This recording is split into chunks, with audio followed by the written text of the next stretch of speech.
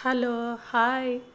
కాళహస్తి, కాణిపాకం, తిరుచానూరు అమ్మవారి తర్వాత కాళహస్తి నుంచి మేము అరుణాచలంకి అయితే బయలుదేరాము. అరుణాచలంలో ఎర్లీ మార్నింగ్ గిరి ప్రదక్షిణ మొదలుపెట్టాము. నేను, మా ఆయన, మా అమ్మ.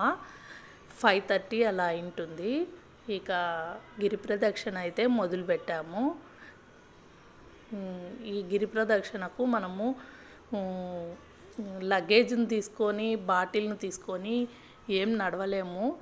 చేతులు అలా హ్యాండ్స్ ఫ్రీగా ఉంటే బాగా గిరి ప్రదక్షిణ నడవగలము. నేనైతే ఏం తీసుకోలేదు, కనీసం హ్యాండ్ బ్యాగ్ కూడా.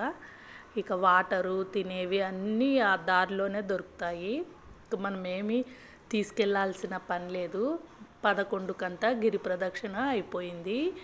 5 అవర్స్ తర్వాత మెయిన్ టెంపుల్లో దర్శనం అయింది.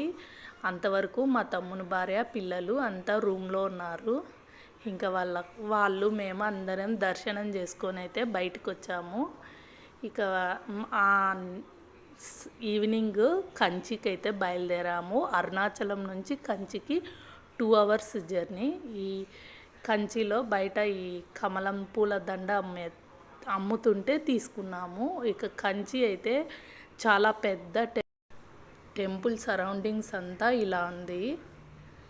ఈ టెంపుల్లో 9 ప్రదక్షిణలు చేసి కామాక్షి అమ్మవారికి 9 పళ్ళు నివేదన చేసి 9 ప్రదక్షిణలు చేస్తే కోరిన కోరిక తీరుతుంది.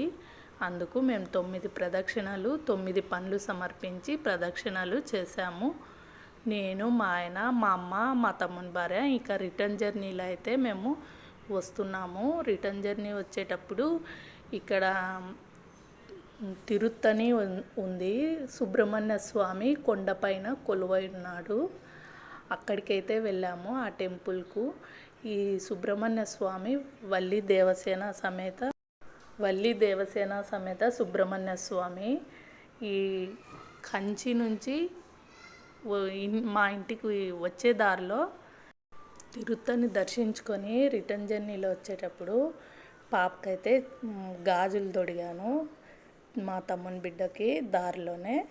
ఇక అదైతే సంబరపడిపోతుంది. ఇక రిటర్న్ జర్నీలో అయితే మేము వచ్చేస్తున్నాము, ఇంటికి వచ్చాము. సాటర్డే నైట్ అయింది. ఇక మార్నింగ్ అయితే నేను ప్రసాదాలన్నీ సెలెక్ట్ చేసుకుంటున్నాను. అలా గుడికి వెళ్ళి వచ్చిన ప్రసాదాలు అప్పుడే సర్దుకుంటే అన్నీ క్లీన్గా ఉంటాయి. లేదంటే అట్లే పేపర్స్లలో అలాగే ఉండిపోతాయి. అందుకు నేను అవి కలెక్ట్ చేసుకున్నవి గుడి దగ్గర. అక్కడ తమిళనాడు తట్టు ఈ శివాలయాలకు వెళ్ళినప్పుడు విభూతి అయితే పంచుతారు. ఆ విభూతిని అయితే నేను అంతా కలెక్ట్ చేసుకొని వచ్చి ఇంట్లో డబ్బాలు అయితే స్టోర్ చేసుకున్నాను. కుంకుమ కూడా అలాగే కలెక్ట్ చేసుకున్నదంతా ఒక డబ్బాకి తీసుకున్నాను. ఇవి మనం రోజు ధరిస్తే చాలా మంచిది.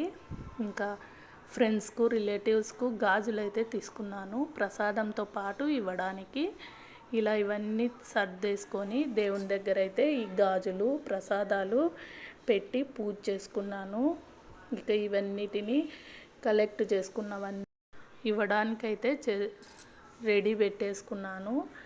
ఇంకా అయితే ఇదే అండి ఈ ట్రిప్పు విశేషాలు. వీడియో నచ్చితే లైక్ చేయండి, షేర్ చేయండి, సబ్స్క్రైబ్ చేసుకోండి.